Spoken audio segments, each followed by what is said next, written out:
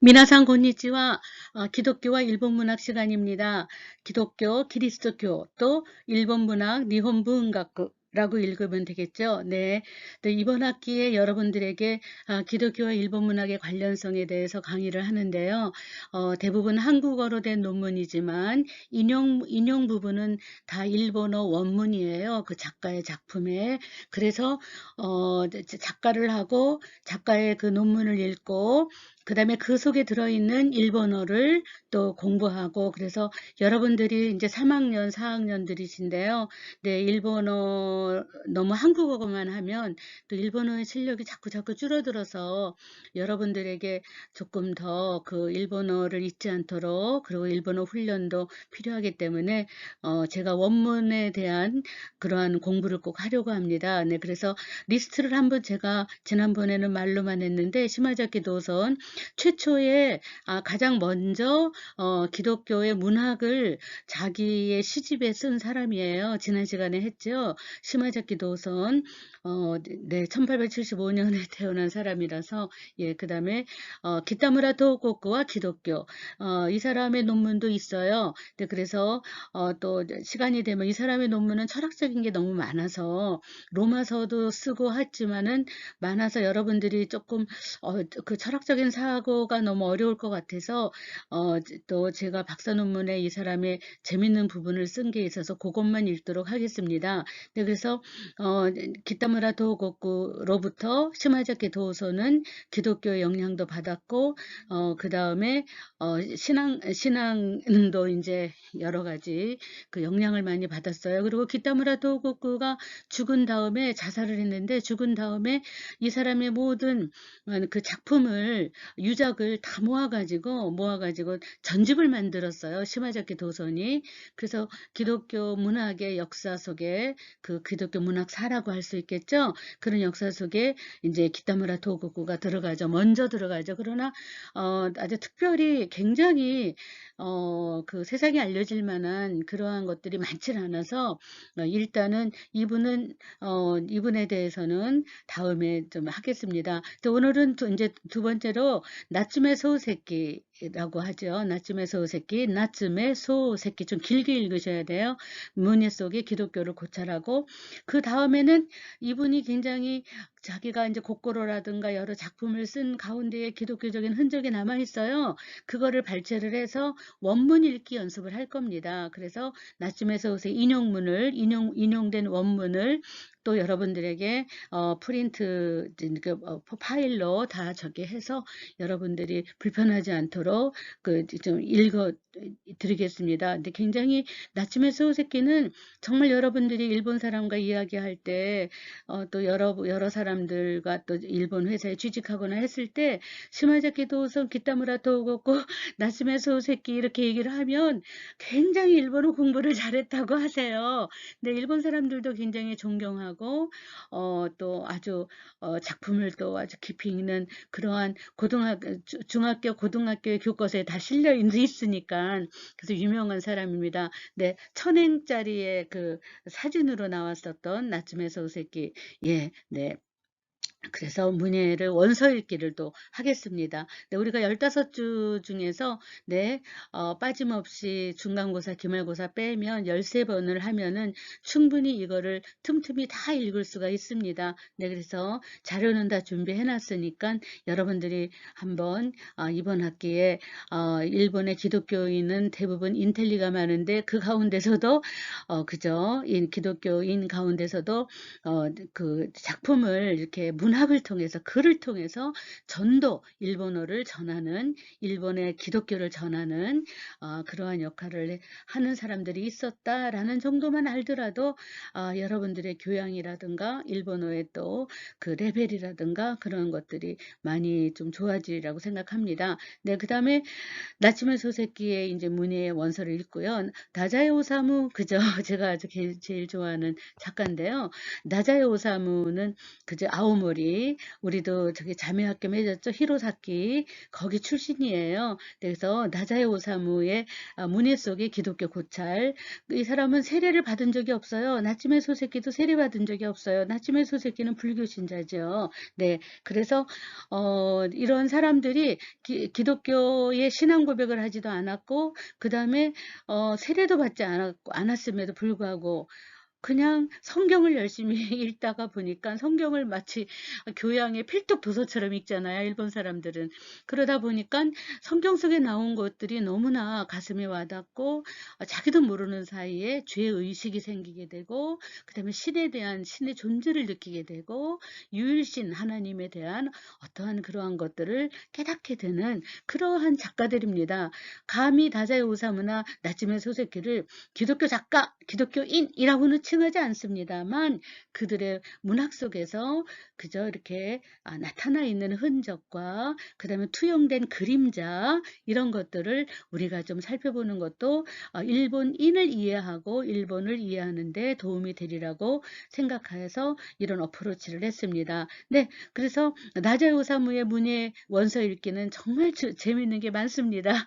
네, 특별히 이 사람이 쓴 글들은 일본 니혼 분가쿠 로도쿠 이렇게 쳐서 나자이 오사무노 사쿠인 로도쿠 이렇게 유튜브에 치면 나자이 오사무를 사랑하는 사람이 너무 많아가지고 이 사람이 전 작품이 다 낭독으로, 얼마나 아름다운 음성으로 낭독이 되어 있는지 몰라요. 네, 그래서 여러분들에게도 그 낭독과 원서를 이렇게 한번 이렇게 대조하면서 낭독을 들으면서 원서를 읽으시면 되잖아요. 네, 그래서 그러한 것도 준비를 해봤습니다. 네, 다자이 오사무의 문예 원서 읽기. 네, 엔도 슈사쿠. 네, 이제 현대 다자이 오사무는 1945년 인간 실격 닌겐 식가쿠라는 것을 1945년에 제2차 세계대전 끝나자마자 엄청나게 일본에 이제 그거를 미리 써놨는데, 그때 발표를 해서 일본인 전체에게 쯔미 이식기, 죄의식을 깨닫게 하는 작품이에요. 네, 정말 부끄러운 인생을 살았다. 나는 정말 부끄러운 존재다라고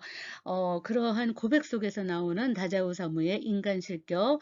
네, 그거를 이제 대표로 해서, 그래서 이분은 1945년에 이제 그 인간 실격을 내므로써 굉장히 많은 사람들에게 네, 감동을 주고 뭐라 그럴까, 파문을 일으킨 거죠. 네, 그 다음에 이제 엔도 슈사쿠는 문예 속에 기독교 고찰을 하다 보면, 엔도 슈사쿠는 카톨릭 신자인데 그저 이모네 집, 그러니까는 외갓집이 다 카톨릭 신자죠. 네, 그래서 어머니의 영향으로 어머니 손에 끌려서 성당을 열심히 다니다가 어머니의 권유로 자기가 이제 입교를 해서 그제 세례도 받고, 그러면서 카톨릭을 외면하지 못하고 카톨릭교를 완전 자기가 신앙인이라고 그렇게 고백도 못하면서 살면서, 그래서 이제 그 침묵이라는 소설을 집필하기 위해서 나가사키를 아주 그냥 발로 뛰면서 리서치를 해서, 네, 그 기독교의 특히 카톨릭을 얘기하는 거죠. 내가 나가사키는 카톨릭입니다. 네, 그래서 카톨릭의 1549년 네, 가고시마를 통해서 이렇게 그 기독교가 들어왔는데, 그 이후에 얼마나 수많은 박해를 받았는가의 흔적을 찾아서 네, 발로 뛰면서, 그래서 스이세키 추적 문학이라 그러죠. 여러 가지 추적을 해서, 그래서 그거를 다시 기억으로 되살려서 글을 쓴 게 침묵입니다. 그래서 침묵을 또 원서의 클라이막스가 8장인데 8장을 또 한번 읽어보도록 하겠습니다. 네, 그래서 엔도 슈사쿠에 대한 논문은 네, 또 제가 쓴 것도 한 3개 정도 있고요. 네, 그래서 그런 것들을 엔도 슈사쿠가 어떻게 하나님을 이해했느냐, 엔도 슈사쿠가 어떻게 그저 기독교를 이해했느냐, 이런 것들을 이제 그 지난번에 잠깐 제가 첫 번째 간에 얘기하는 것처럼 엔도 슈사쿠는 일본 기본의 지형이라는 건 늪지와 같다. 그래서 어떠한 종교도 서구의 종교가 뿌리를 내리지 못한다. 네, 뭐 이러한 표현을 쓴 사람이 엔도 슈사쿠입니다. 네, 그래서 요 분의 논문을 한 3개 정도 읽을 수 있어요. 네, 네, 논문은 다 한국어고, 그 다음에 인용문은 이분이 쓴 작품의 원문이에요. 그럼 원문을 한번 또 여러분들이 이렇게 대조해서 읽어보면은 일본어에도 도움이 되지 않을까 생각합니다. 네, 그 다음에 이제 프로테스탄트, 그죠?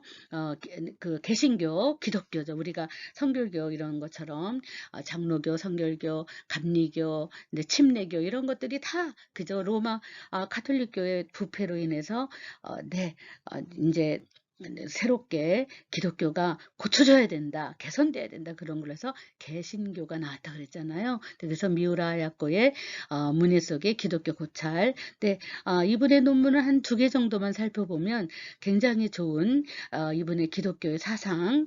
이분은 뭐 아직도 미우라 야코 홋카이도 출신이죠. 아사히가와. 그래서 미우라 야코의 빙점은 뭐 세계적으로 유명하고 또 영화도 있고 드라마도 있어요. 그래서 미우라 야코 할 때는 빙점이라는 영화를 또 여러분들에게 링크를 해서 한번 느껴보시면 좋겠습니다. 네, 그래서 미우라 야코의 문예 속의 기독교 고찰과 미우라 야코의 문예 원서를 한번 읽어보고, 미우라 야코의 원서도 마지막에 그 돌아가시기 직전에 이제 쓴 것도 이노치하루 가길이 생명이 있는 한이라는 에세이라던가, 그 다음에 366일에 그 마이니치노 미코토바 뭐 이렇게 해갖고 성서에 준한 그러한 에세이도 있어요. 네, 그래서 그런 것도 좀 여러분들이 원문을 읽으면서 느껴보시는 그런 시간을 갖도록 하겠습니다. 네, 나츠메 소우세키의 문예 속의 기독교 고찰이라는 것을 한번 이런 측면에서 볼 때, 나츠메 소우세키는 인간은 어떻게 구원을 받을 수 있을까? 자기의 이기적인 마음을 어떻게 해결할 수 있을까? 그래서 이 사람은 구원의 길을 중심으로 굉장히 고민을 많이 한 작가입니다. 뭐 국민 작가라고 할 수 있죠. 대단히 잘 썼습니다. 네, 그래서 본 강의의 목적은 나츠메 소우세키 소설을 통해서 소우세키의 작가 정신 속에 기독교적인 요소를 발견, 구원의 길을 모색한 단서를 찾는 데 있습니다. 작품 속에 표현된 죄의식, 에고이즘과 사랑의 결여로 인한 지옥에 대한 인식이고요. 구원과 마음의 평안에 대한 갈망입니다. 네, 네, 자, 기독교인이 아닌 경우에는 죄의식이 없어요. 네. 근데 죄의식을 느꼈다는 것은 어디에서부터 비롯한 죄의식인가 이런 거죠. 이러한 관점에서 소우세키가 자신은 무신론자라고 단언했지만, 이와는 상반되게 소우세키는 그의 작품 속에 기독교적인 요소를 표출하고 있고 인간의 구원의 길은 어디 있는지 깊은 고민을 한 흔적을 보여주었다고 할 수 있지요. 따라서 나츠메 소세키의 작품을 읽어보면 소세키가 신에 의한 구원의 길을 모색한 적이 있음을 발견할 수 있고요. 구도자의 모습을 여러 작품 속에서 보여준 것은 사실입니다. 수없는 작품을 썼습니다. 자신의 정신을 괴롭히던 문제에 충실한 자세로 임한 것일 뿐 구원의 길을 발견한 것은 아니라고도 할 수 있습니다. 자기 본위라는 말이 이 사람의 키워드입니다. 자기 본위의 구원의 길을 모색하고 있으면서도 죽든지 미치든지 아니면 종교에 기위하든지, 이 3가지 표현이 굉장히 이 사람이 평생 가지고 있었던 고민인데요. 이걸 갈팡질팡하면서 결단하지 못한 채로 미해결 상태로 끝냈다고 할 수 있습니다. 절대자로서의 유일신 하나님을 의지하기보다는 자기 스스로 자기 본위의 윤리적인 이상을 실천하는 것에만 치중한 나머지 스스로 인간의 절망을 증명하면서도 인간을 의지한 구원의 길을 모색한 것이 소세키의 한계라고 할 수 있습니다. 네, 죽든지 미치든지 아니면 종교에 귀의하든지 그러지 않으면 인간은 제대로 살 수가 없다. 자기가 자기 자신을 믿으면서 자기가 최선을 다하면 된다라고 하지만 언제나 딜레마에 빠지는 이 인간의 이 본연의 모습은 어찌 할 것인가를 네, 고민한 거죠. 사실 셰익스피어의 햄릿에서도 나오잖아요. To be or not to be. 그죠? That is a question이라고 얘기하잖아요. 네, 그래서 사느냐 죽느냐 그것이 문제로다라는 건데, 사실은 이끼류까 신우까 이게 인간은 고민을 할 수밖에 없어요. 내가 이대로 살아도 될까? 안 돼. 이러한 노이끼로 그럼 어떻게 살아야 되는 거야? 이거를 최초로 일본인에게 고민을 가져다 준 것이 성서입니다. 기독교이죠. 기독교와 기독교 문학, 셰익스피어라든가 윌리엄 워즈워즈라든가 또 러시아의 톨스토이라든가 도스토옙스키라든가 이 사람들의 작품이 번역이 돼가지고 일본 사회에 퍼지기 전에는 노이끼로 어떻게 살아야 되는가의 고민을 한 적이 없어요. 일본 사람들은 현세주의라서 그냥 오늘을 살면 된다라고 생각을 하거든요. 그래서 주어지는 대로 그냥 뭐 숨쉬고 사는 거고 즐거운 일을 이렇게 안락하게 전쟁만 일어나지 않으면 돼. 나 보따리 싸갖고 여기저기 도망만 안 다니면 돼. 이렇게 267년 동안 에도 시대에 아주 뭐랄까 쇄국 정책으로 인해 가지고 어떠한 침략도 받지 않고 이미 에도 막부가 천하통일을 했기 때문에 외세의 침략만 막으면 아무런 전쟁이 일어나지 않는 거예요. 그 가운데서 그냥 향락을 취하고 아주 즐겁게 즐기는 그런 탐닉하는 그런 267년 동안 에도 시대가 있다가 그저 명치 정부가 메이지 1868, 1868년에 명치 유신이 일어나면서 일본 사회가 확 뒤집어져서 서구 문명이 막 들어오면서 드디어 노이끼로 어떻게 살아야 될까의 갈등을 불어넣은 게 기독교입니다. 네, 기독교는요, every single moment, 매 순간마다 decision, 결단하지 않으면 안 되는 종교거든요. 네, 그게 굉장히 기독교의 특징입니다. 그러다 보니까 성경을 읽고 기독교가 전파되고 선교사를 통해서 막 기독교를 이해하게 되니까 갈등을 느끼는 거죠. 이렇게 살아서는 안 된다. 그러한 시대가 열리면서 거기에 대해서도 똑같이 갈등을 느끼면서 자기 본의대로 살아가는 것에 한계를 자꾸만 지적하면서 글을 통해서 일본인들에게 전한 것이 바로 나츠메 소세키입니다. 그러면 일본의 근현대 문학에서 기독교에 대한 이야기를 한 작가가 그저 누구죠? 시마자키 도선하고 기타무라 도곡고하고 네, 그다음에 나츠메 소세기 다자야 오사무, 엔도 슈사코, 미우라 아야코만 있느냐? 그건 아니죠. 네, 이미 기독교인이라고 자칭하고 열심히 성경 공부, 그다음에 네, 전도 집회 이런 거를 열심히 다니던 작가들도 있어요. 근데 그분들은 중간에 기독교를 막 따르다 보니까 문학이 안 되는 거예요. 종교와 문학이 양립이 안 된다라는 갈등을 느껴서 도중에 절필을 하거나 이런 사람들도 있는데 한때는 정말 세례를 받고 기독교인이라고 자랑하며 그 부패된 사회와 싸우겠다고 자진을 했던 작가들도 있습니다. 네, 그 작가에 대해서 잠깐 소개하겠습니다. 일본의 근현대 문학을 생각할 때 기독교와 관계있는 작가는 숫자상으로 꽤 됩니다. 기독교와 관계가 있다라는 표현은 세례를 받았는지 여부와 관계없이 작품 속에서 성서 혹은 기독교에 관계된 표현들이 들어있거나 그 작가의 삶과 사상 속에 기독교적인 색채가 묻어있는 작가는 일본의 근현대 문학사 가운데서 상당히 많은 작가들이 거론됩니다. 쿠보다 교이치라는 비평가는요. 일본의 작가와 기독교라는 책에서 기타무라 도고쿠를 비롯해서 시마자키 도선, 기노시다 나오에는 뭐 정말 사회 혁명 운동을 한 사람이죠. 노동자들이 살아가는 거. 그래서 히바시라 그래서 불기둥 우리가 신명기에 나오잖아요.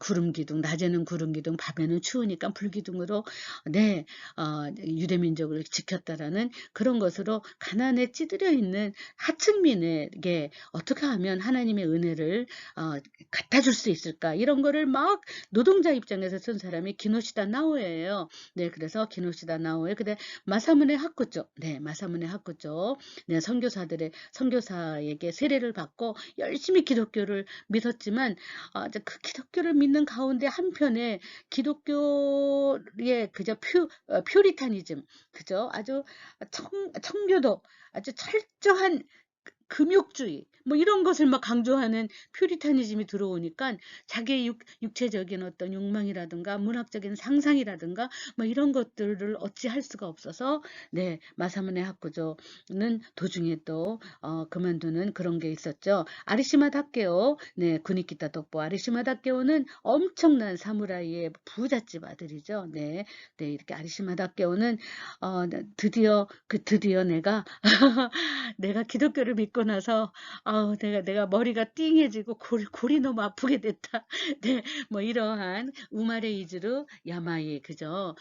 내가 생리적으로 타고난 어떠한 질병이 바로 죄의식 아닐까 뭐 이런 것들을 또 쓴 거죠. 아리시마 다케오도 물론 그저 자살을 한 작가라서 일본 사회에 파문을 일으켰지만 구니키타 도포 네, 다 동경에 네, 구니키타 도포는 히도리 아루키 그래서 굉장히 워즈워드 윌리엄 워즈워드 영향을 많이 받으면서 네, 기독교적인 그런 걸 많이 썼죠. 시가나오야 네, 시가나오야는 기독교를 믿은 다음에 성경 공부도 하고 여름 성경학교도 다니고 열심히 하다가 시가나오야는 정말 뭐랄까 고조노 가미사마 네 아주 자기네 집에서 그저 아주 아주 자그마한 잡일을 하는 심부름 하는 아이에게도 그저 가미사마 네 하나님의 손이 하나님의 은혜가 그에게 뻗친다. 그래서 고조노 가미사마라는 아주 단편은요 일본의 중학교 교과서에도 실릴 정도로 굉장히 시가나오야의 역량은 정말 기독교 윤리 사회 속에 기독교 윤리 오른손이 하는 걸 왼손이 모르게 하라라는 마태복음의 정말 예수님의 말씀을 그대로 사회 실천으로 하는 그러한 영향을 준 작가예요. 근데 시가나오야를 기독교 작가라고 언급을 하면 시가나오야의 일부분만 연구한 학자들은 아니 이 사람은 기독교 작가라고 할 수 없어라고 하지만 저는 감히 기독교 작가라고 합니다. 왜냐하면 네 대학을 다니면서 엄청난 네 성경을 읽으며 그 다음에 여름 성경학교를 다니며 내 세례를 받으며 네 열심히 하나님 말씀을 추종하던 사람이 글 속에 기독교의 윤리적인 사회윤리적인 그래서 아버지가 큐슈에서 엄청난 철광을 그죠 거기 일본의 광산이라는 건 은을 캐내는 거죠. 네 그거를 하고 있었는데 생각해 보니까 아버지가 부자가 된 거는 아주 땅 장사를 하고 그 다음에 그 여러 노동자의 임금을 착취해 가지고 자기 아버지가 부자가 된 거라고 생각을 하게 됐어요. 그래서 아버지가 잘못했다고 생각해서 뭐 아버지의 그 광산업 거기에 대해서 반기를 들고 양심을 선언하고 이러한 작가예요 아빠에게. 그래서 암야 행로 앙야 고로 어두운 밤에 가는 길이라는 마지막 그저 미완성이지만 그걸 하면서 아버지와 마지막에는 화해를 하는 것을 이제 그 글을 쓰기도 했어요. 아버지와 갈등이죠. 그 갈등이 느끼게 되는 이유는 기독교의 네, 신앙 고백과 죄의식 그저 남의 것을 뺏어다가 내 것으로 하는 것에 대한 죄의식 아버지 대신 자기가 이런 걸로 유명하죠. 시가나오야 무샤노코지 사네아츠 이 사람도 사무라이의 네, 아주 귀한 귀족 다들 귀족이에요. 다 동경대학 나오고 네, 다 뭐 엄청나죠. 이러한 자녀들이 기독교를 받아들이면서 선교사를 통해서 성경 말씀 들으면서 정말 무샤노코지 사네아츠는 그저 인간이라는 건 유우죠. 우정이라는 단편도 썼죠. 그래서 우정이 중요하고 사람이 사람을 사랑하는 것이 중요하다. 그래서 이 사람이 최초로 글 속에서 말한 거는 히도가 히도니 타이시테 나이키라이 면전에서 나는 네가 너무 싫다라고 말하는 건 인격 모독이고 그거는 인권 침해다라고 해서 일본 사람들은 정면에도 대고 그저 그 앞에서 나이키라이 사람을 다이키라이 뭐 물건에 대해서 다이끼라고 할 수 있지만 면전에 대고 다이끼라고 하는 말은 쓰면 안 된다라는 것이 이 사람의 글을 통해서 일본인들이 깨달아서 인간에게 인간이 인간을 모독하고 경멸하고 모멸하는 행동은 이거는 절대로 인간이 해서는 안 된다라는 휴머니즘을 가르친 작가입니다. 그럼 이 사람이 휴머니즘이 가르치고 인간이 인간을 사랑하고 누구나 다 신합이 평등하다고 생각하게 된 거는 결국은 기독교를 통해서 알게 된 거거든요. 네, 그래서 무샤노코지 사네아츠 이 사람 시라든가 굉장히 아름다운 게 많습니다. 네, 그래서 휴머니즘을 부르짖은 사람이다 이렇게 생각하고요. 나가요 요시로, 나가요 요시로는 정말 작품이 많이 있진 않지만 청동의 예수 그리스도. 그래서 지난 시간에 얘기했죠요. 네, 엔도 슈사쿠 작품을 소개할 때 하겠지만 후미에라 그래서 예수님의 동판으로 판화죠. 동판이 그려진 그러한 그림을 그죠. 동판이에요. 그거를 밟고 지나가면은 씩씩하게 밟고 지나가면은 넌 크리스찬이고 그거를 주저주저 하거나 못 밟으면 크리스찬이라고 해가지고 다 그저 색출을 해서 죽였잖아요. 네. 그러한 후미의 사건, 네, 동판의 예수 그리스도라는 것에, 내 십자가에, 네, 희생, 이런 거를 글로 쓴 사람입니다. 네, 그래서, 나가요 요시로. 네, 이런 이후에 엔도 슈사쿠와 미우라 아야코 이르기까지 많은 작가들이 기독교를 접하고 성경을 열심히 읽고 성경 연구에, 성서 연구에 참가하면서 기독교의 하나님을 이해하고자 분투한 기독교 문학의 장르를 이루었습니다. 이 작가들은 문학의 뜻을 두다가 문학과 기독교 신앙의 갈등을 해소하지 못해요. 그래서 배교라 그러죠. 기독교를 떠나게 되었다는 사실이 문학사 속에서 밝혀졌습니다. 다시 말해서 메이지 시대 1868년 이후부터 현대에 이르기까지 기독교 작가들은 끝없는 자신의 정체성의 탐구와 성서의 이해를 통한 자신의 존재론적인 가치를 추구하고 나름대로 기독교 문학이라는 장르를 형성하면서 기독교 문학의 흐름을 이루었음에도 불구하고 과연 그러한 작가들이 기독교를 제대로 이해했는지 일본 문학과 기독교의 관계 정립에 어떤 면에서는 굉장한 흔적, 족적이라 그러죠. 남겨왔는지 그런 것도 사실은 연구 분야입니다. 만일 여러분들이 일본어에 너무 관심이 있고 일본 문학에 관심이 있어서 그런 다음에 직장 생활 하시다가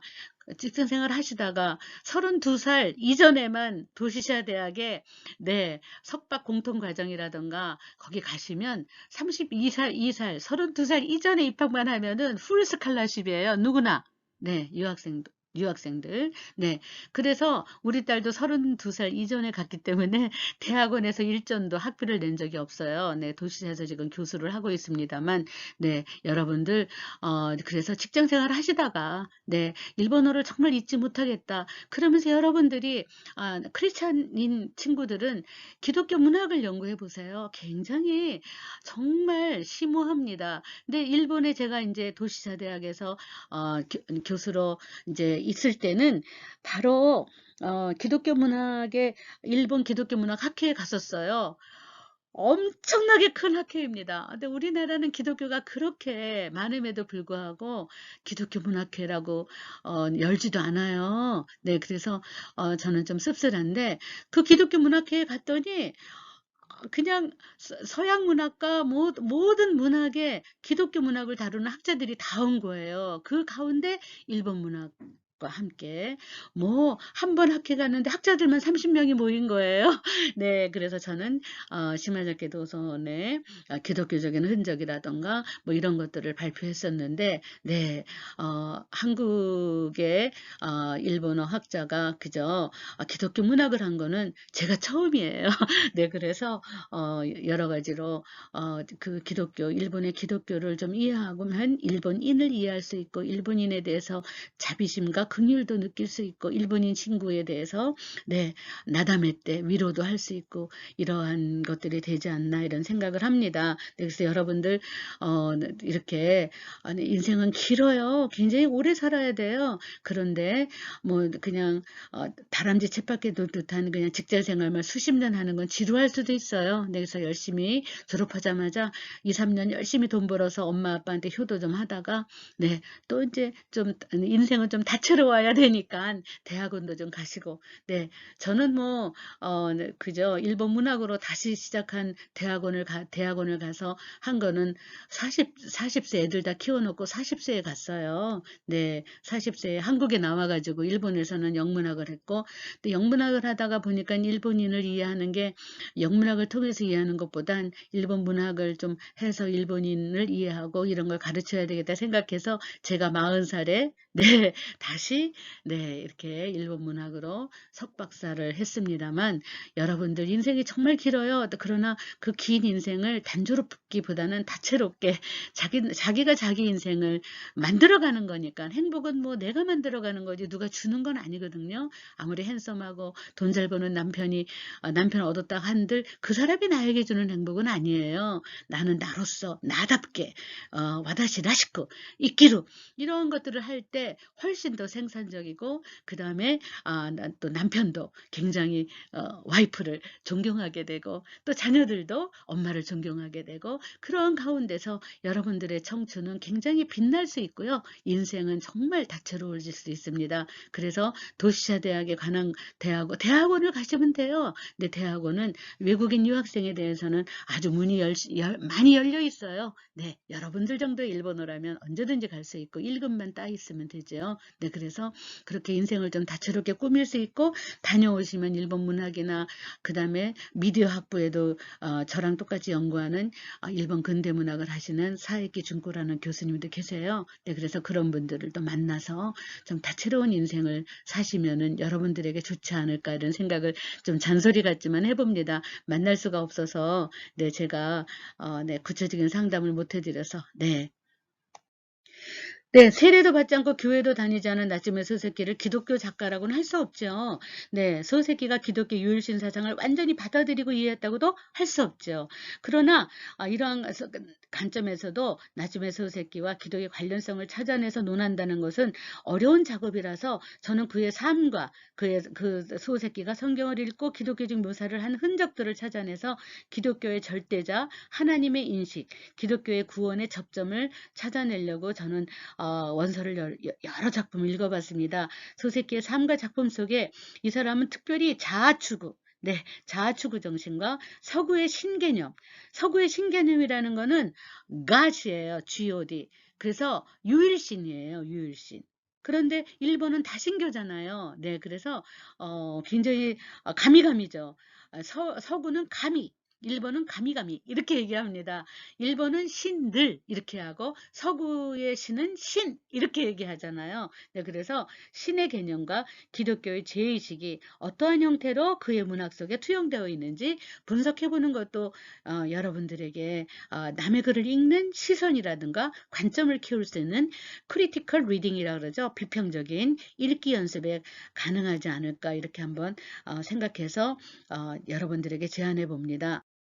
네, 일본 기독교 문학을 연구하는 과정에서 일본 근대 문학가들 중에 특히 나츠메 소세키의 삶과 작품 속에 투영되어 있는 거죠. 네, 그 사람이 신앙 고백을 했다는 뜻은 아닙니다. 네, 기독교적인 사상이 투영되어 있다. 투영이라는 거는 그림자라는 뜻이에요. 그림자를 던져놨다 이런 거죠. 흔적이란 뜻이죠. 네, 그래서 기독교적인 색채와 기독교적인 요소를 찾아내서 작품 속에 배태되어 있는 기독교적인 가치관, 기독교적인 초월자 인식을 분석하는 데 목적이 있습니다. 일본의 기독교 문학 장르로 거론되는 작가와 작품들은 이미 제가 앞에 언급했습니다만 기독교 문학의 대열로 들어가지는 않았던 나츠메 소세키의 삶과 작품을 분석하는데 이 강의의 연구 목적으로 두고 특히 여러분들이 1868년에 시작된 메이지 시대, 명치유신, 메이지 시대의 지성인들의 대부분이 향유하던 서구 기독교 문화와 소새끼 영양관계를 밝히는 것은 의미가 있다고 생각합니다. 여러분들이 이번 기회에 여러분들이 가장 많이 하는 건 무라카미 하루키죠. 무라카미 하루키의 작품만 우리나라에 너무 많이 들어와 있어서 네, 그 무라카미 하루키만이 일본의 작가인 줄 알지만 실제로 그렇지 않습니다. 제가 거론한 이 사람들의 기독교 문학가들의 작품도 번역되어 있는 거 많지만 여러분들은 일본어 능력이 있기 때문에 번역되어 있는 것들만 읽지 말고 제가 소개한 작품을 네, 이렇게 한번 찾아서 원서로 인터넷에 다 있어요. 아우조라 문고라 그래서 아우조라 분고 여기에 아주 그냥 원문으로 다 다운로드가 됩니다. 네, 그러한 것들을 읽어서 지분노 직가라데 지분노 메데 지분노 메데 밑대 간지대 소래까라 낫도ku 데키루 니혼 분각구 이러한 것을 추구하는 것이 중요합니다. 네, 그래서 여러분들에게 그러한 계기를 좀 마련하고자 어렵지만 이런 작가도 작품도 소개하는 것입니다. 네, 소새끼의 삶을 들여다보면 소새끼가 삶 속에서 종교와 인간의 관계성을 어떻게 느끼고 고민했는지, 작품 속에서 어떻게 언급했는지 발자취를 더듬어 보고 기독교적인 언어가 언급된 작품을 분석해 보기를 합니다. 네, 소새끼의 삶 속에 투영된 기독교 흔적을 보면 나츠메 소새끼 1867, 그저 1867년에 태어났죠. 네, 그래서 1916년까지 살았는데요. 현재 도쿄의 신주쿠는 잘 아시죠? 네, 신주쿠 와세다 대학 있는 곳이에요. 네, 신주쿠 기쿠이초에서 명망 높은 관직을 맡고 계신 아버지 나츠메 나오카츠와 어머니 치에 예, 5남 3녀 중에 막내로 태어났고요. 출생 당시에는 어머니 나이가 40세였어요. 그래서 뭐 하즈카시 뭐 콘나도시니 콘나코가 우마레로 뭐 이런 얘기를 하는 거죠. 창피한 애지만 마지막으로 생각하여 이제 출산한 것으로 전해집니다. 본명은 나츠메 긴노스케예요.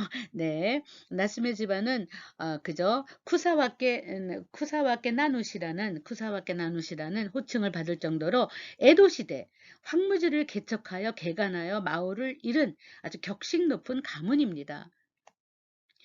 도쿠가와 이에야스가 에도성을 열고 촌락을 형성하던 초창기의 명문가인데요. 네, 도쿠가와 이에야스의 에도 시대에 부모님이 태어나서 거기에서 경작을 하고 마을을 그죠? 즉 말해서 신도시를 이룬 사람이죠. 신도시를 개척한 요즘 뭐 신도시 얘기하지만 소세키 집안은 1년에 한두 번 도쿠가와 장군을 아련할 수 있는 정도로 네, 관직에 있는 그래서 만년에 쓴 수필 속에서 가라스도노 낙가 유리문 속에 가족이 함께 에도성 안으로 연극을 관람하러 가는 이야기라든가 뭐 커다란 현관이 있는 집이기 때문에 겐간 사마 그때야말로 신도시를 만든 사람들이니까 처음으로 현관이라는 것을 만들어서 이렇게 유리창을 만들어 일본에 유리창은 없었어요. 일본은 다 나무로 된 창이잖아요. 근데 유리창을 만들고 현관을 만드는 그러한 도시계획을 한 집안이라서 그렇게 겐간사마라고 불렸다는 이야기가 주변 일대가 나스메 집안의 문양인 국화를 상징하여 동네 이름을 발음대로 국화를 원래 기꾸라 그러잖아요. 그런데 기꾸를 그냥 기꾸라고 해갖고 그거를 그대로 발음으로 기꾸이쪼라고 그냥 이렇게 요로꼬비의 꾸 있죠. 이렇게 해서 여러분들이 생각하는 의미가 아니라 아데지라 그러죠. 그래서 국화를 상징하는 기쿠의 발음을 넣어서 기쿠이조라고 부를 정도로 명망가에서 태어났습니다. 나츠메 소새끼가 1867년에 태어났잖아요. 명치유신은 1868년에부터 스타트 이렇게 되지만 실제로 그 대면을 1867의 원년이라고 할 수 있잖아요. 네, 그래서 나츠메 소새끼는 메이지 유신과 함께 태어난 사람이죠. 그래서 메이지 유신을 계기로 이제 명치 유신이 되면 이제 천하가 뒤바뀌는 거예요. 네, 그래서 가문이 몰락하죠. 에도 막부에서 승승장구하던 사람들은 다 이제 몰락한 사무라이로 하고 그 다음에 천황을 세웠고 그 다음에 옛날에 에도 막부에서 관직을 못 받았던 사람들이 이와쿠라 사절단이라 그래서 아주 그냥 돈은 많은데 관직을 못 받았으니까 이제 이제 너무 이제 한가하잖아요. 그 사람들이 서양 사람들과 물물 교환하고 무역을 막 하다 보니까 서양에 대한 지식이 많아져 가지고 엄청난 유람선을 만들어서 이와꾸라 사절단을 만들어서 뭐 자자손손 아돌손자 며느리가 다 한 배를 타고 백 몇십 명이 그저 미국까지 갔다 왔잖아요. 영국을 다 돌고. 그래서 영국의 철도에 거미줄 같은 철도를 이제 그거를 또 우리가 수입해야 되겠다. 그래서 일본의 철도를 그냥 아주 그냥 거미줄처럼 한 게 영국의 자본을 얻어다가 영국의 철도 전문가를 모셔다가 저기 철도를 한 거잖아요. 그리고 산업혁명이 영국이 일어나면서 면직 그죠? 메리아스라 그러죠. 네, 그래서 면 공장 그거를 가져다가 방직 회사를 만든 게 그저 바로 또 영국의 산업 문화를 가져다가 이래서 영국하고 무지친해요. 최초에 돈을 꿔준 데가 영국이거든요. 그래서 천황의 황실 제도도 다 영국에서 가져온 거예요. 그래서 영국하고 너무 똑같이 만드는 거죠. 법은 또 독일이 아주 굉장히 법을 잘 만들었잖아요. 근데 법은 또 이제 모리 오가이가 독일로 유학 가가지고 독일의 법을 독일어를 열심히 해가지고 독일 법을 그대로 네 가져다가 법을 만드는 거 이런 식으로 서양에 공부하러 간 사람들이 갔다 와가지고 네 공헌을 한 거죠. 근데 얘네들은 국비 유학은요 3년만 딱 주고 반드시 돌아오도록 돼 있어요. 그래서 돈을 공짜로 안 줘요. 국비 유학이면은 돌아와가지고 모든 것을 토해내야 돼요. 거기서 배운 거. 네, 그런 식으로 해서 일본 사람들이 명치 유신을 미리 이제 시찰을 이와꾸라 사절단 시찰하고 그다음에 그 자자손손들이 또 조기 유학이죠. 뭐 영국, 프랑스, 미국에다가 다 한 대 배에서 내려놓고 너 여기서 공부하고 와라 그랬더니 거기서 기독교 사상을 막 배워가지고 와서 미션 스쿨을 자녀들이 왕창 세운 게 일본에 아직도 살아남는 기독교 중학교, 기독교 유치원, 기독교 뭐 아무튼 네 기독교의 그 학교 법인들이 그렇게 많은 거죠. 네, 그래서 여러분들께서 일본에 서영하라는 것이 준비되어 있고 그 다음에 미리 가서 네 거기서 배워가지고 국비를 받은 인간은 다 나라에 토해낸다. 모든 자료 다 번역해서 내야 돼요. 네, 이런 식으로 해서 일본이 오늘날 서구화가 되는데 아주 실속을 차렸다는 거죠. 네, 그래서 이제 나츠메 소세키는 아버지 어머니가 에도 막부의 막강한 도시계획과 관직을 갖고 있어서 명치유신이 되자마자 정반대로 다 몰락해요. 몰락하고 이제 그동안 명치유신은 시민혁명이잖아요. 이제 돈 많은 사무라이들이 이제 새롭게 서구화를 해야 된다. 그래서 더 이상 쇄국 정책은 안 된다. 이래갖고 문호를 개방하자 이걸로 시작을 해서 명치유신, 명치정부가 나온 거라서 아주 세력이 완전 바뀐 거죠. 그래서 이제 몰락하게 돼요. 그래서 이제 가문의 몰락이 되다 보니까 맨 막내가 이제 아직까지 이 나이에 내가 얘를 왜 나 그러다가 이번에는 뭐 일한 아이 필요 없는 자식 취급을 받아서 2살 때에 시오하라 그죠? 이 사람 1867년에 태어났으니까 2살 때에 시오하라 마사노스케 집에 양자로 입장이 되죠. 9살에 시오하라 부부의 불화로 인해서 시오하라 성을 그대로 가지고 나츠메 집안으로 다시 보내줬어요.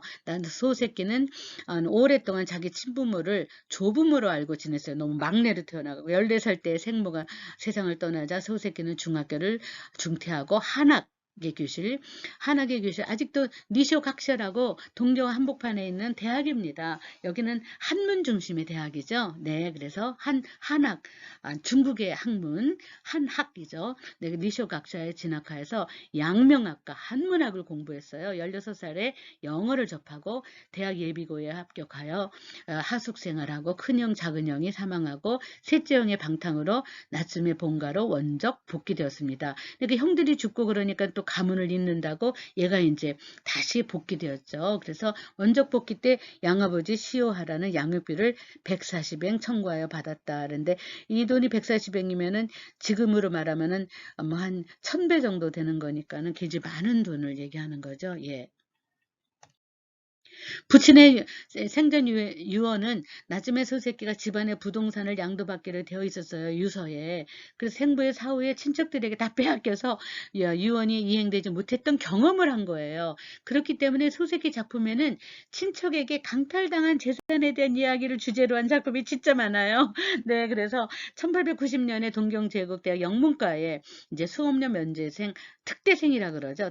네, 그래서 특별장학생으로 입학해갖고 1891년에는 셋째 형의 방탕으로 독서 공방하는 형수를 돌보는 시동생으로 형수를 극진히 돌보았습니다. 네, 근데 이분의 이런 소설 속에 나오는 독서 공방하는 형수님을 불쌍히 여겨서 시동생이 열심히 형수님을 돌보는 이러한 테마가 우리나라 드라마에도 나오지만 일본 드라마에 굉장히 이 사람의 작품에 그러한 배경과 이런 것이 많이 나옵니다. 네, 그래서 소새끼 문예에 굉장히 아주 그 특징으로 많은 일본인들에게 감동을 준 그러한 관계성입니다. 에토준이라는 비평가는 소새끼와 그의 시대에서 소새끼 문예에 나타나는 사랑과 비극과 사랑의 불능의 근본은 형수 토세와의 연모의 정의나 남녀관계에서 비롯된다고 여겨왔지만 제 생각에는 형수에 대한 인격적인 흠모, 경애, 그죠? 다 정말 흔들리지 않는 그러한 한 여인의 그런 것에서 정말 존경하는 마음이라고도 볼 수 있는데요. 그러한 것들이 얼마나 일본 사람들이 나츠메 소세키 문학을 국민 작가로 많이 읽는지 달달 외워가지고 뭐 드라마 작가들은 또 이쪽의 테마가 막 그냥 그래서 일본은 소설이 굉장히 많이 팔려서 굉장히 많이 팔려요. 그래서 일본은 소설의 나라죠. 우리나라는 시의 나라라고 하더군요. 우리나라 사람들은 시를 좋아하지 소설을 많이 안 읽는데요. 근데 일본 사람들은 시보다는 소설을 훨씬 많이 읽는데요. 소설, 쇼세츠노 군이라고 얘기하더라고요. 네, 그래서 굉장히 많이 팔립니다. 스토리텔링을 좋아하죠. 네, 그래서 이러한 테마도 네, 1895년에 동경고등사범학교를 그만두고 자기의 고향인 시코쿠의 그 마츠야마 중학교 영어교사로 부임하죠. 뭐 여러분들 뭐 일본의 역사와 지리 시간에 다 배우셨으리라 생각하지만 일본은 이제 혼슈, 큐슈, 홋카이도, 시코쿠 이렇게 네 개의 대표되는 지역으로 나오는데 시코쿠라는 것은 사국이죠. 네 개의 섬이다 이런 뜻이죠. 네 개의 섬인데 하나는 에이메갱, 에이메현에 속해 있는 게 이제 바로 마츠야마시죠. 마츠야마. 그다음에 가가와県, 도쿠시마県, 고치県, 고치현 이렇게 네 가지의 그죠? 그 섬으로 둘러싸여 있어요. 네, 그래서 그 시코쿠라는 뜻은 그런 뜻이고 그 중에 이제 에히메현의 에히메갱의 마츠야마 중학교, 에히메의 마츠야마 중학교 여기는 정말 도고 온천이라 그래서 정말 자연이 풍성하고 뭐 시젠니 메구마레타 도코로 데스네. 그래서 여러분들이 여행하게 되면은 이 나츠메 소세키를 찾아서 시코쿠의 마츠야마시를 가보세요. 정말 이곳에서 작가가 나오지 않을 수가 없을 정도로 여러 일본의 대표적인 작가들이 많이 나왔거든요. 1995년에 노벨 문학상을 탄 사람이 누구예요? 네, 오에 겐자부르잖아요. 그 사람도 여기 출신이거든요. 네, 그래서 역시 자연이 풍성한 곳에서 살아야지 사람들이 감성이 발달하고 상상력, 새소리, 물소리, 산소리 네, 이렇게 바람 소리를 들으면서 네, 굉장히 감성이 풍부해진다는 거죠. 네, 여기로 고향으로 돌아갔어요. 영어 교사 부임으로 인해서 많은 이제 추측도 났지만 연애와 결혼을 둘러싼 문제가 있었다고 추측됩니다. 즉 말해서 이 사람은 연애와 사랑 이런 거에 대한 갈등 그리고 불가능하지 않을까 이런 생각에서 피해망상 특히 친척에게 다 빼앗겼잖아요. 네, 그것과 환각 증세를 호소하고 있었던 시기였어요. 네, 그래서 다만 소새끼는 누군가에 대해서 미안한 일을 저질렀다는 죄의식에서 해방되기 위해서 참선, 그저 선종이죠. 좀 메디테이션 참선을 했지만 깨닫는 경지까지 도달하지 못했습니다. 소세키 이런 죄스러운 마음에 대해서는 미야이 이치로는 그의 평전에서 나츠메 소세키 결혼을 약속했지만 약속 이행을 하지 못한 여성에 대해서 위자료 마련을 위해서 월급이 많은 중학교 영어 교사로 부임한 것이다라고 분석했습니다. 네, 결혼하기로 약속을 했지만 약속을 지키지 못한 것이 이 사람의 소설에 또 나와요. 네, 그래서 귀족원 집안의 딸 쿄코와 결국은 결혼했지만 쿄코는 유산으로 인해 히스테리 증상과 함께 자살 미수에 그칠 정도로 불행한 그러한 어떠한 일상을 살았다고 합니다. 이러한 삶 속에서 소세키는 그의 문학 속에 끊임없이 어텀먼트, 속죄라는 의미를 투영하고 있는데 야마오리 데츠오는 이제 그 철학가지만 이 사람은 이렇게 분석을 하고 있습니다. 1900년에 1867년에 태어났으니까 1900년에 갔으면은 33살이죠. 네, 그래서 1900년에 일본 정부 국비장 학생으로 영국 유학을 2년간 경험하고 런던 대학의 셰익스피어 연구가인 그리크 박사와의 만남도 중요한 만남의 하나입니다. 그래서 크리그는 아일랜드 목사의 아들인데 그에게서 셰익스피어 연구 개인 지도를 바꾸고 유학 후에 쿠마모도에서 쿠마모도 성공의 선교사 노트 부인으로부터 성서를 선물로 받아서 늘 휴대하고 다녔습니다. 1912년에 소세키는 딸 히나코의 죽음을 맞이하고 그의 일기를 분석해보면 자신의 삶의 생명의 근거와 의미와 시련을 극복하는 씩씩함을 받아들이고 고난 속에서의 생의 의미를 찾고자 노력하는 그러한 삶의 자세가 엿보이기도 합니다.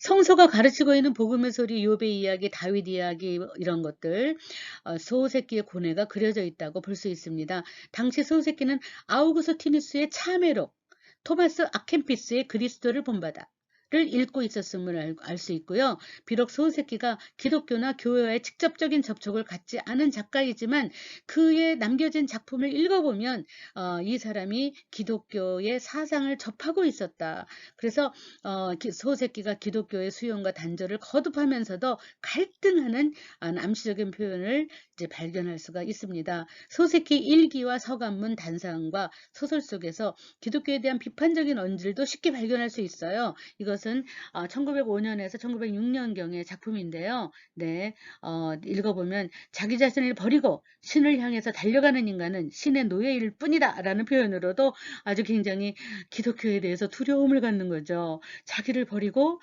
하나님한테로 달려가면 자기는 없어지는 거 아닌가? 이러한 불안함이죠. 여러분들은 젊기 때문에 이러한 불안감을 극복하면서 기독교 신앙을 다시 한번 갖는 것도 중요하다고 생각합니다. 자의식이야말로 유일절대적이고 신에게 의지하는 자는 어리석은 우상숭배다. 라고 이렇게 네, 결론을 지었었어요. 네, 그의 글을 읽어보면 그런 게 나옵니다. 그래서 신에 대한 극심한 경멸과 혐오감으로 자기 자신을 극단적인 완전 개체로 주장하고 신을 부정하는 태도도 보입니다. 이러한 언급은 초기 작품에서 말년 작품까지 여기저기 나타나 있는데요. 소세키가 가지고 있는 신에 대한 태도에는 먼저 신을 타자로서의 존재로 보는 거죠. 소세키 자신을 초월하는 존재에 대한 반발심 을 갖고 거리감을 두고 있는 거죠. 네, 신에게 다가간다. 그래서 신의 사랑을 받는다. 이런 것보다도 거리감을 두고 소세키 신에 대한 타자 인식은 타자에 대한 의존성, 타자에 대한 종속성에 대한 반발심이 전제되어 있다고 볼 수 있습니다. 네, 전면적으로 우리가 하나님을 의지하고 있는 삶은 어떻게 보면 나의 자아를 버리고 하나님께만 매달린다고 하는 그러한 오해를 가질 수도 있어요. 그러나 나츠메 소세키는 그러면 안 된다라는 굉장히 강박에 시달렸다는 거죠. 네, 미나상와 도데스까? 타자로서의 신은 소세키 자신의 맞상대가 되어 있다는 뜻이에요. 타자니까 내 앞에 서 있는 너와 나죠. 생의 근원적인 존재로서의 신이 아니라 그저 창조주로서의 하나님의 신이 아니라 단지 타자예요. 타자, 상대방. 그래서 소세키 자신이 타자로서의 신과 대등하게 교류하는 삶의 동기, 관계일 뿐이죠. 소세키는 한 개체, 인디비주얼, 개체로서의 자신이 타자로서의 신을 의존하거나 신과 종속관계로 들어간다는 것을 부인했다고 볼 수 있습니다. 소세키의 삶의 발자취를 더듬어 보면 1900년에 일본 문부성 장학생 영문학 연구, 영국 유학 이럴 때에 이 사람의 체험이 중요하다고 생각하고요. 기독교 혹은 신의 문제 때문에 고민하곤 있었지만 직접 직접적으로는 문제에 봉착하게 된 사건은 런던을 가는 길에서 프로이센호의 그 배 위에서의 체험이에요.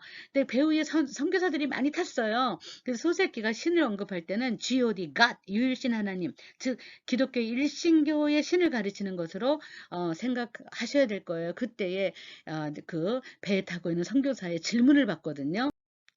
소새끼 작품에서 유메주야, 여름밤의 꿈이에요. 네, 그래서 열흘 동안의 기록이 나와요. 그 중에서 제 7번째, 제 7일 밤의 꿈에서 유학 체험에 관련된 것으로 추정되는 문장이 나옵니다. 영국 유학길에 그 배 위에서 선상 체험과 무관하지 않을 것으로 여겨지는 대목입니다. 선상에서 선교사들과의 종교 문답과 그 다음에 소새끼의 선교사들에 대한 반발심을 생각하게 된 문장이 나오는데요. 그대는 신을 믿는가? 라는 질문에 대해서 대답하지 못하고 침묵하는 소새끼의 모습은 실로 소새끼의 삶의 자세를 극명하게 보여준다고 할 수 있는데요. 기독교의 창조주 하나님에 대한 신앙을 스스로에게 물어보는 자세는 소새끼의 구도, 그저 뭔가를 추구하는 그러한 형태가 어디까지나 인식에 그치는 것일 뿐이며 그야말로 선종, 좌선이라 그러죠. 전통적인 구도 형태의 자기 구제, 자력, 지분도 집가라. 네, 수고하래로 이런 거죠. 자력 구제. 네, 자력이냐 타력이냐는 말 많이 씁니다. 지리끼, 탈익기라는 언어를 많이 쓰는데요. 네, 그 불교에서 정토정은 탈익기죠. 네, 그래서 그저 자신의 힘으로 구제를 받지 못한다 이런 것을 하는데 자력 구제를 추구하는 것은 선종, 그죠? 메디테이션을 열심히 하면 자기가 구제받는다. 그 메디테이션 하는 거는 내 힘이다 이런 거죠. 그래서 이런 특징을 지니고 있으면 기독교의 신의 힘에 의한 구제 탈익기죠. 자립기냐 탈익기냐, 자력 타력 구제의 구도 형태가 보여주는 구제는 의미심장하지 않을 수 없는 것입니다. 이러한 표현들을 이제 참조해서 보면요. 그 소새끼는 그의 삶 속에서 신의 존재를 인정하고 있어요. 초기 작품에서 신에 대해서 이상할 정도로 반발심을 일으키는 듯한 자세도 취하지만 만년의 소새끼는 타자로서의 신의 존재를 인정하고 신이라는 말이 자연스럽게 튀어나오는 묘사들이 많음을 발견할 수 있습니다. 때문에 소새끼의 소설 속에 나타난 인생관, 연애관에는 기독교적인 사고가 깊이 투영되어 있다는 사실은 부인할 수가 없습니다. 소새끼의 양명학적인 윤리관이나 선종에서 깨닫는 인간 문제는 결코 무시될 수 없지만 기독교 영향도 무시될 수는 없다고 생각하기 때문입니다. 요 나머지는 여러분들 제가 PPT를 43장을 했는데요. 굉장히 그 50분이 넘으면 올려지지가 않는 또 그런 게 있어서 오늘은 여기까지만 강의를 하고요. 나머지 PPT는 여러분들이 미리 읽어보시기 바랍니다. 그래서 다음 시간에는 그러한 PPT를 제가 다시 한번 녹음해 드리지만 여러분들에게 원문 대조를 해가면서 읽는, 그래서 이 PPT를 읽으실 때 보라색으로 제가 색칠을 해놓은 게 있어요. 그 보라색은 이분의 작품의 원문을 인용해서 제가 번역을 해놓은 거예요. 이 보라색 원문에 해당하는 인용문을 이제 그 각주에서 일본어 원문을 찾아서 그 일본어 원문을 읽어보면서 아주 굉장히 현대어로 썼기 때문에 어렵지 않습니다. 네, 근데 정말 잘 쓰셨어요. 네, 그런 것도 읽으면서 일본어를 좀 체감할 수 있는 시간을 갖도록 하겠습니다. 제가 발견하지 못한 기독교적인 어떤 표현이라든가 이런 것도 여러분들이 더 끌어낼 수도 있는 거고요. 네, 그래서 교와 고코마데 시마시오네 혼돈이 아리가또 고자이마시다.